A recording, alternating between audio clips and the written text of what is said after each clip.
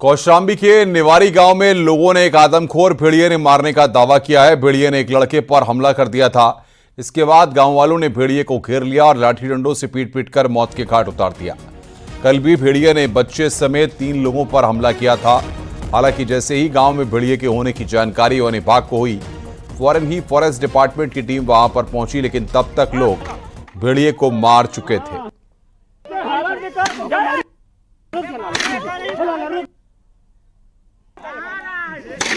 बात करो।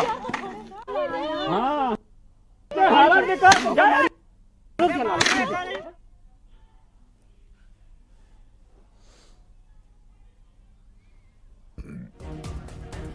और बातचीत करने के लिए धारा हमारे संवाददाता हमारे साथ जुड़ रहे हैं। धारा, ये कौशाम्बी में जो भेड़िया लोगों ने मारा है, क्या इसका कोई कनेक्शन बहराइच के साथ जुड़ता हुआ दिखाई दे रहा है या यह अलग भेड़िया है? हम बता दें कि वन विभाग की ओर से अब तक इस मामले में आधिकारिक तौर पर कुछ तो नहीं कहा गया, लेकिन ग्रामीण इस बात को मानकर चल रहे कि ये भेड़िया है या वही भेड़िया है जब कल एक मासूम बच्चे समेत 3 लोगों पर हमला किया था। हालांकि तीनों की हालत गंभीर थी, जिन्हें इलाज के लिए अस्पताल में भर्ती कराया गया। आज सुबह इसने फिर एक चरवाहे पे हमला किया है, जिसमें युवक जख्मी हुआ है, जिसके बाद आक्रोशित ग्रामीण इसको दौड़ाते हैं और नहर किनारे बाग में घेर कर इसको पीट कर मार डालते हैं। तो बहरहाल अब वन विभाग की टीम मौके पर पहुंची है और हैरानी की बात है कि जिस निवारी गांव में अब तक 4 लोगों पर भेड़िए ने हमला किया है, वहां पर 3 जंगली जानवर का वीडियो भी सोशल मीडिया पे वायरल आया है, जो एक बड़े कद के जानवर और खूंखार देखने में प्रतीत हो रहे हैं। तो फिलहाल वन विभाग इस पूरे मामले में जांच कर रहा है। डीएफओ का कहना है कि जांच के बाद इस मामले में स्पष्ट तौर पर कुछ कहा जा सकता है, लेकिन ग्रामीणों को एहतियात के तौर पे सतर्कता बरतने के साथ साथ ही उनको ये हिदायत दी गई कि अपने बच्चों को घर के बाहर या खेतों में लेके ना ले जाए जब तक इन खूंखार जानवरों को रेस्क्यू कर पकड़ ना लिया जाए। बिल्कुल, बहुत बहुत शुक्रिया आपका। नजर बना के रखिए, आगे भी हम आपसे अपडेट लेंगे।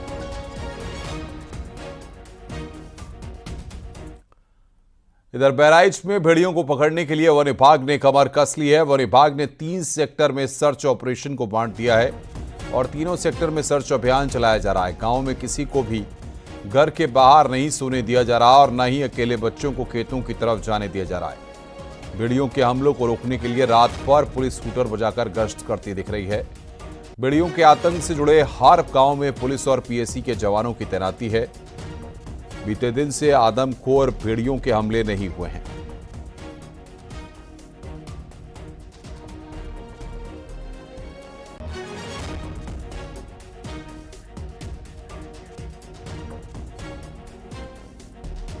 और सीधे रुख कर रहे हैं बहराइच का, जहां से मौजूद हैं मेरे सहयोगी राजीव सिंह, जो लगातार बहराइच में गली गली मोहल्ले मोहल्ले घूम रहे हैं और जिस तरीके से भेड़िए को लेकर ऑपरेशन चलाया जा रहा है उस पर बड़ी बारीक नजर बनाए हुए हैं।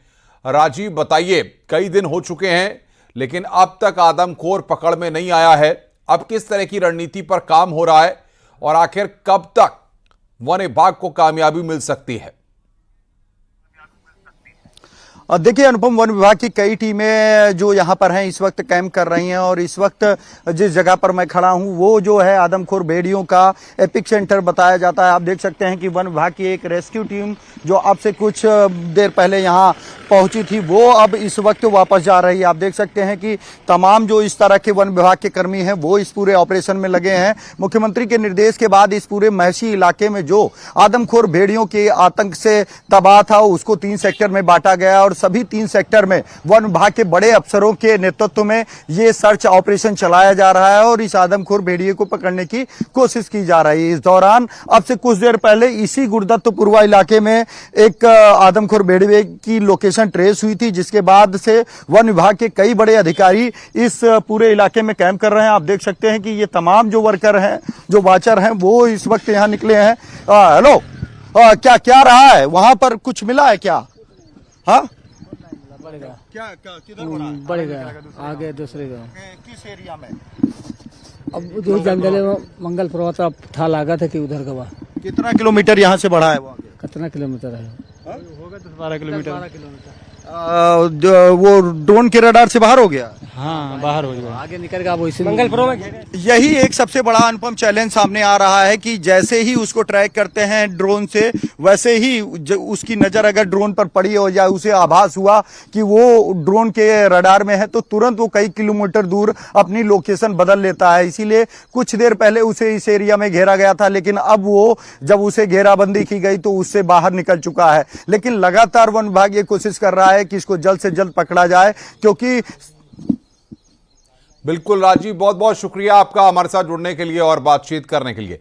आगे बढ़ते हैं। बहराइच में भेड़ियों के आतंक से निजात दिलाने के लिए अब दूसरी जगहों पर भी पूजा पाठ शुरू हो गया है।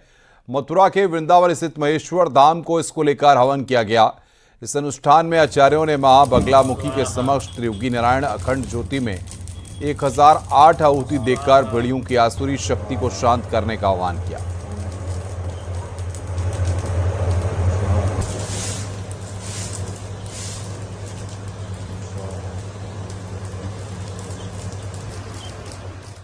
देखिए, जब असुर शक्तियां जानवरों को आदमखोर बना देती हैं तो उनको रोकने के लिए, उनके प्रभाव को शून्य करने के लिए ऐसे यज्ञ का आयोजन किया जाता है।